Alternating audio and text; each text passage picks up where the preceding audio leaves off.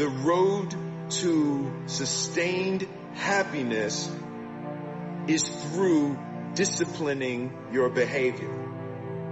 Discipline is a foundation to life. The rewards of a disciplined life are great, but they're often delayed until sometime in the future. The rewards for the lack of discipline are immediate, but they are minor in comparison to the immeasurable rewards of consistent self-discipline.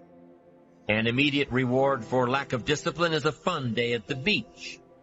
A future reward of discipline is owning the beach.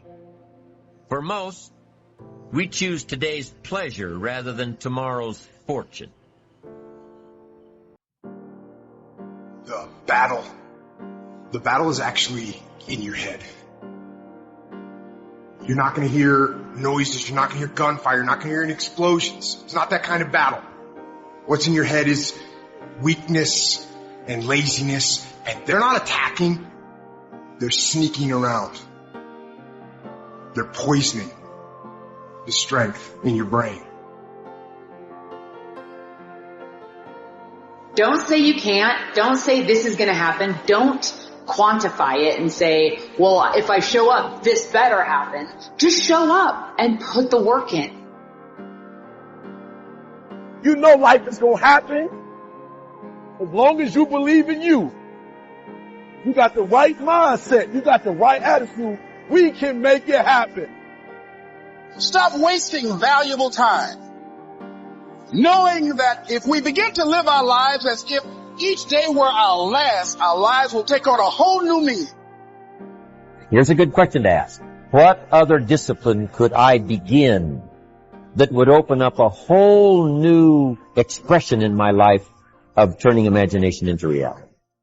Without discipline, there is no enterprise. Without discipline, there is no magnificent structure. Without discipline, there is no health. Without discipline, there is no advantage. There is no future. So discipline is all when it comes to imagination, having something real, believing in it, and turning it into reality. You can't be good and be a legend. You can't be great really and be a legend. You gotta be phenomenal. I want you to push for legend. It is the process of the grind that shapes you and forms you. It's not the game. You think you become a champion on the field? You don't. You become a champion when ain't nobody watching you. You're doing your own drill and your own way. You're doing what coach tell you to do and you're doing your own stuff. You become a champion in the dark when ain't nobody looking. You don't become no champion when you put no doggone helmet on. You become a champion the way you eat. You become a champion the way you think. You become a champion in your grind. When nobody knows what you're doing. When you put in those extra reps. When you're watching those videos and you get inspired. When you change your music. And you just get on stage and you shine. It's the process that makes you sweet.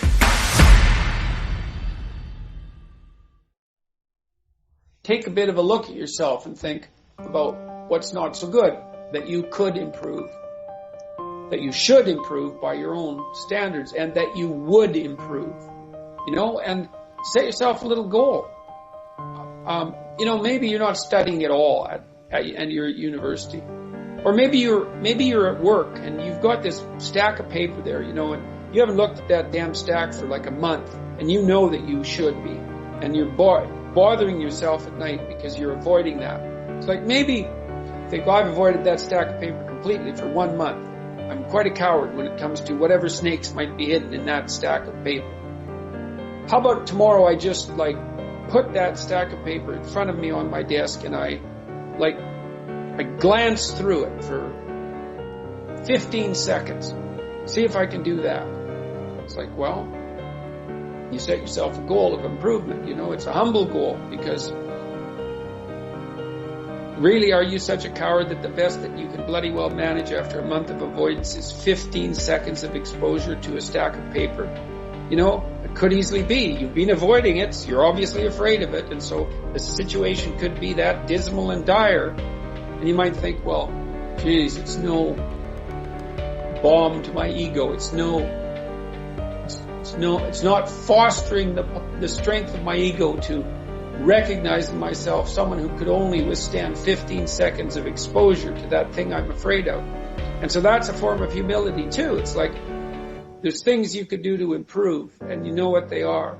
And there's small steps that you could take, that you might take, that would put you in that direction. And then the question is, are you big enough to take those small steps? You know, are you capable of grappling with the fact that you're fundamentally flawed to the point where you have to break things down into almost childlike steps in order to manage them? And the answer to that is, yeah, you are. And that's the lot of, I don't know if it's the lot of everyone. Most people have things they avoid, you know, and they're afraid of. So I would say to some degree it's the lot of everyone. People vary in the degree to which they've conquered that. And you do meet people from time to time who are extraordinarily disciplined. But most of the time they've got disciplined in exactly this manner. It's through slow incremental improvement. And then you challenge yourself. It's like, well, could I do this? That would be better. And you find out. And then you think, well, is there something slightly larger and more challenging that I could do? That would be better. And you try it and you find out. And as you try it and you find out, generally you get better at it and you can take on larger and larger challenges. People use the word victim so much, and I don't really think we spend a lot of time really unraveling the idea. But if I said to you, Jay, how are you doing today? And you said, well, I'm really upset because of this person or this circumstance or this condition in my life, then what we're saying, this is not conscious.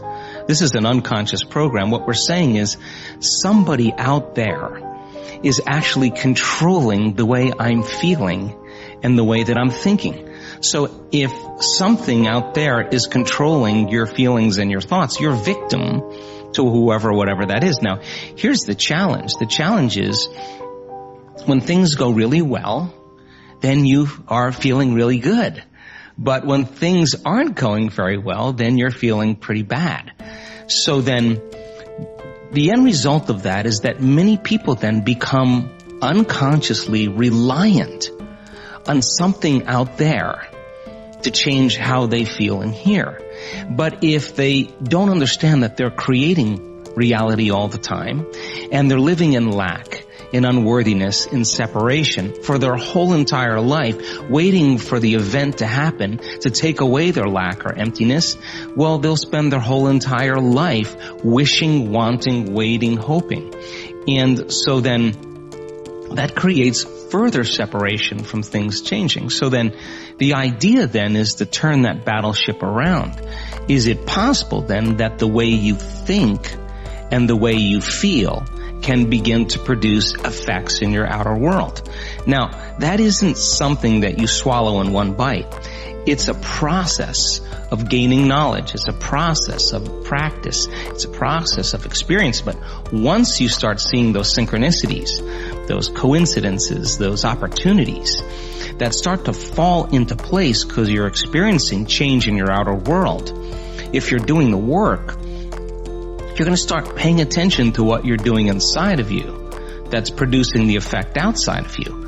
And once you correlate the changes of what you're doing inside of you with the effect you produce outside of you, you're going to pay attention to what you did and you're going to do it again. And all of a sudden, you're going to start believing more that you're the creator of your life and less of the victim of your life. So if your thoughts and feelings somehow have an effect on your outer world and you're reacting to the same people at the same place at the same time in the same circumstances, then you're actually reaffirming the same reality because you're thinking equal to everything that you know.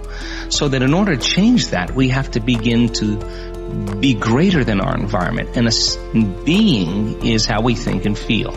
So when people begin to practice this, they're not so quick to give their power away to the person or condition in their life, because the stronger the emotion you feel from some problem or condition in your life, the more altered you feel inside of you, the more you pay attention to the cause. Well, where you place your attention is where you place your energy. So you're giving your life force, you're giving your energy away to that person or problem that you could be using to heal, that you could be using to create a new future.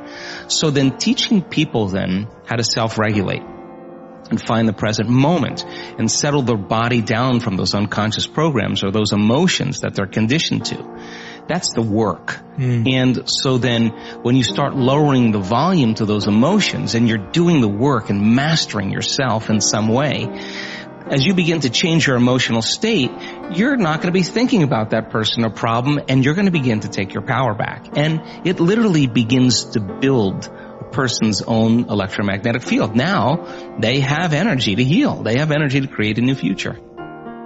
Hey, we all lose. I failed in bodybuilding. I lost bodybuilding competitions. I lost powerlifting competitions. I lost weightlifting competitions. I had movies that went in the toilet and that were terrible and got the worst reviews. And in politics, I remember I had many of the initiatives on the ballot, and we lost.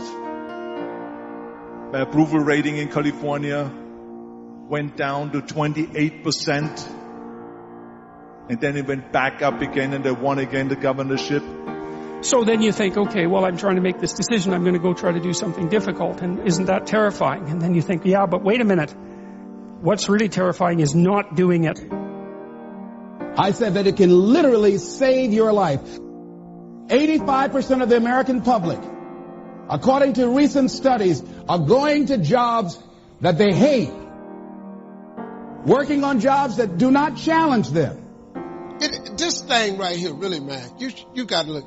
So many good things have happened to me. Now, look, I also had some painful moments in this, like you. But hey, I look for the bright side, man. Here's something else. Most people are not living their dreams because of fear, ladies and gentlemen. Fear, limited vision, and lack of self-esteem is what keep most people doing things they don't want to do. It wasn't until my journey manifested into something much bigger that this really, really became a part of my life. And what was terrible and slow and painful has become something that I love and I thrive on. And it's something that I'm so thankful to have as an outlet in my life today that I wouldn't have had otherwise if I hadn't dared to get involved in the first place. The best lesson for me was coming back from what happened. You know, going to jail, losing everything, coming back. How do you put value on what you're doing? Like I was just in the future, thinking about watching myself on my television network. Because I do that, that means I have to think what would be the worst case scenario, and then I have to think what would be the best case scenario. So it's not a 180-degree turn. It's not like you have this amazing breakthrough, the ceiling opens up, lights come down, and you hear the angels sing. It just ain't happening like that. The very thing that you're terrified of doing, actually taking a step into the unknown, taking that step, is the very thing that will cure the fear. It's the very thing that's going to suppress that. It's the very thing that's going to give you the confidence, because in that moment, all you're trying to do is process what's around you, and your brain does not have the opportunity to explore and be afraid at the same time. It's going to require you to become someone you haven't even seen yet. It's going to require you to say the things you haven't said and do the things you haven't done so that you can become the man, the woman you've always known yourself to be.